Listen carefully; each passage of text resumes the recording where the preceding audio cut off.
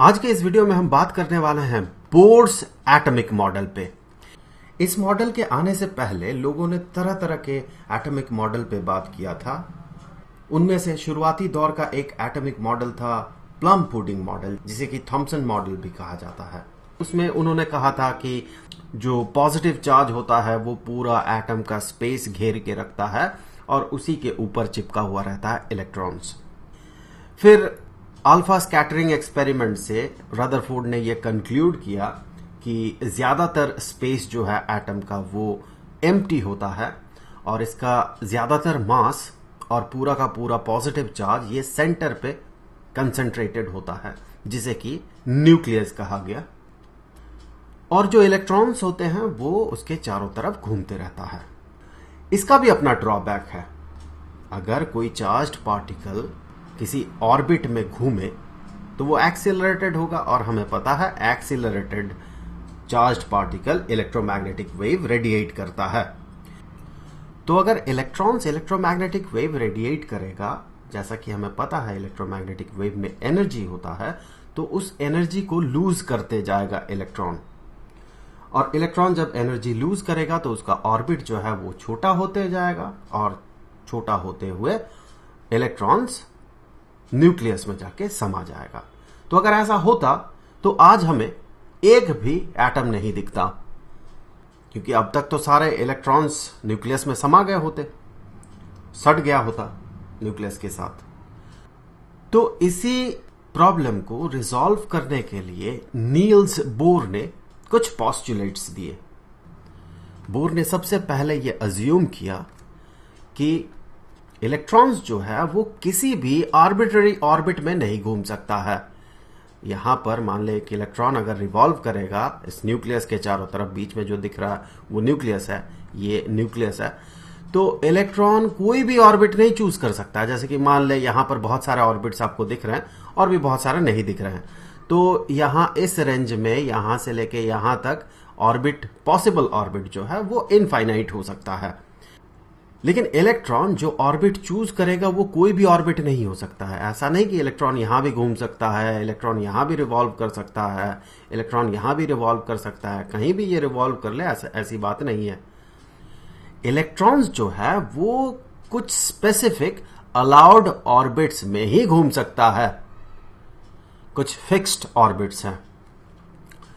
तो उनका जो पहला पॉस्टुलेट था वो था ये कि इलेक्ट्रॉन्स कुछ फिक्स्ड ऑर्बिट्स में ही घूम सकता है।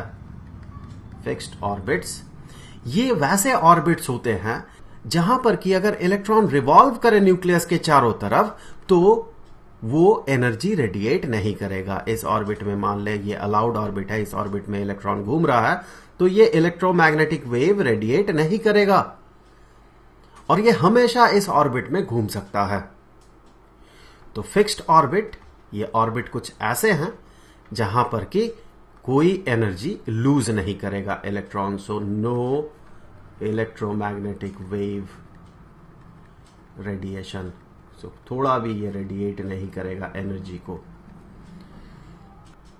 ये बड़ा जनरलाइज्ड पॉस्टुलेट है। उनका दूसरा जो पॉस्टुलेट है ये थोड़ा स्पेसिफिक है। पहला क्या बताता है कि कुछ फिक्स्ड ऑर्बिट्स हैं, बस इतना ही। दूसरा बताता है उन ऑर्बिट्स का फीचर कैसा होगा, उनका प्रॉपर्टीज क्या है। तो दूसरा पॉस्टुलेट उन्होंने ये लिया कि जिन ऑर्बिट्स में इलेक्ट्रॉन घूम सकता है उन ऑर्बिट्स में इलेक्ट्रॉन का जो एंगुलर मोमेंटम होगा उसका मैग्नीट्यूड, हम एल से एंगुलर मोमेंटम डिनोट करते हैं, तो इसका मैग्नीट्यूड ये बराबर होगा h, जो कि है प्लांक्स कांस्टेंट, डिवाइडेड बाय 2 पाई इस टर्म के इंटीग्रल मल्टीपल के। सो यहां पर मैं n लिख रहा हूं। n का जो वैल्यू है ये 1 2 3 4 5 6 कुछ भी हो सकता है, और यहां पर मैं लिख दूं कि ये जो है ये h जो है ये प्लांक्स कांस्टेंट है, प्लांक्स कांस्टेंट, और इसका जो वैल्यू है ये है 6.626 इंटू 10⁻⁻34 जूल सेकेंड।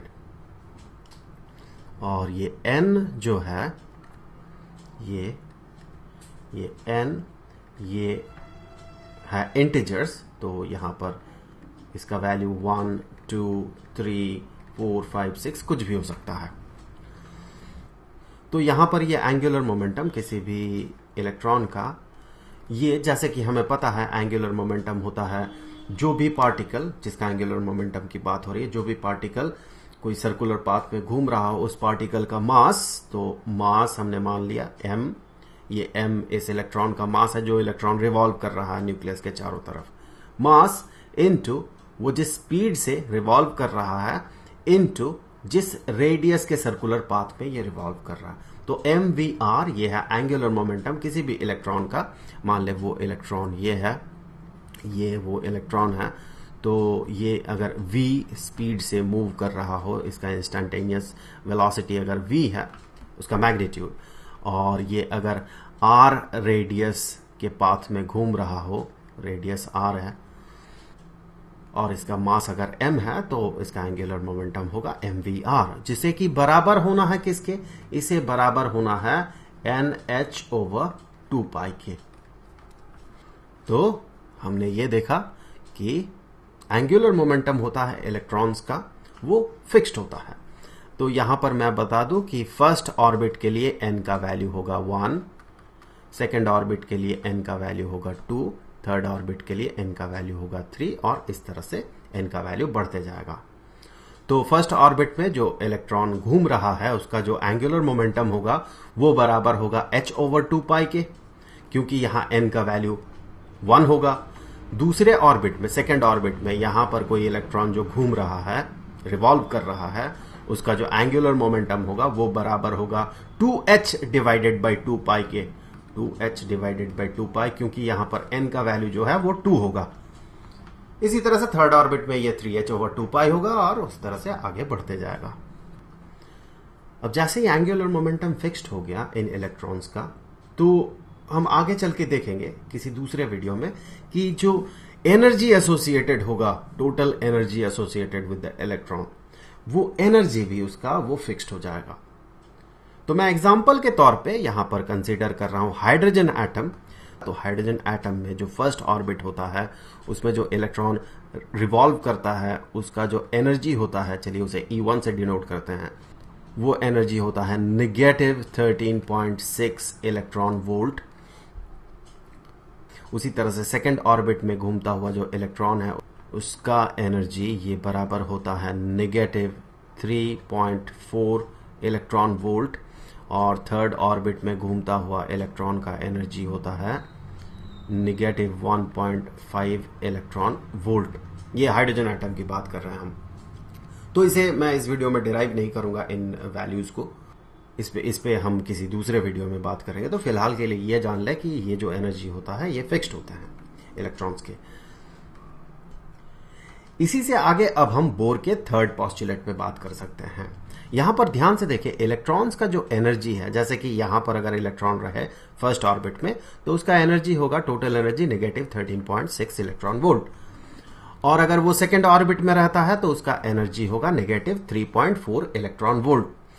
ये जितना हायर ऑर्बिट में रहेगा इलेक्ट्रॉन उसका एनर्जी उतना ज्यादा होगा। देखिए -13.6 से ज्यादा होगा -3.4, और उससे भी ज्यादा होगा -1.5। तो जो इलेक्ट्रॉन हायर ऑर्बिट में घूम रहा है उसका एनर्जी ज्यादा है। तो यहीं पर अगर देखें आप, मान ले कोई इलेक्ट्रॉन वो इस स्टेट में था, लोअर ऑर्बिट में था, वहां से ग्राउंड स्टेट से वो हायर ऑर्बिट में गया, कैसे जा सकता है? इसका तो एनर्जी बढ़ना होगा। यहां इसका एनर्जी कम है, हायर ऑर्बिट में जाएगा तो एनर्जी बढ़ेगा। तो बढ़ेगा कैसे? कौन देगा एनर्जी? तो इसे बाहर से एनर्जी देना होगा। तो बाहर से कोई इसे एनर्जी देगा, और कौन देगा वो एनर्जी? कोई फोटोन देगा वो एनर्जी। तब जाके ये इलेक्ट्रॉन लोअर ऑर्बिट से हायर ऑर्बिट में जा सकता है। उसी तरह से मान ले कोई इलेक्ट्रॉन हायर ऑर्बिट में है, वहां से ये लोअर ऑर्बिट में चला गया तो उसका एनर्जी तो घट गया। तो इस दौरान इसका जो एनर्जी घटा, जितना भी एनर्जी घटा, वो ये रिलीज कर देगा फोटोन के फॉर्म पे। सो हम कह सकते हैं कि इसका जो थर्ड पोस्टुलेट है बोर का वो ये है कि एनर्जी एब्जॉर्ब्ड और रिलीज्ड, कोई भी इलेक्ट्रॉन जो एनर्जी एब्जॉर्ब करेगा, एब्जॉर्ब्ड या रिलीज करेगा? जो एब्जॉर्ब कब करेगा? जब इसे हायर ऑर्बिट में जाना होगा, लोअर से हायर जाना होगा। और रिलीज कब करेगा? जब इलेक्ट्रॉन हायर ऑर्बिट से लोअर ऑर्बिट में आ जाएगा। तो ये एनर्जी एब्जॉर्ब्ड और रिलीज ये किसके बराबर होना चाहिए?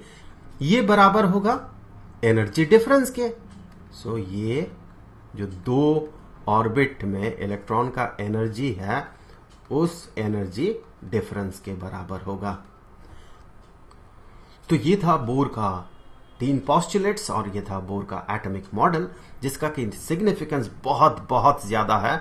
ये क्वांटम मैकेनिक्स के one of the founding blocks है। तो फिलहाल के लिए इस वीडियो में इतना ही। आगे के वीडियोस में हम देखेंगे कि किस तरह से हम इलेक्ट्रॉन्स का जो एनर्जी है अलग अलग ऑर्बिट्स में उसे पता करते हैं।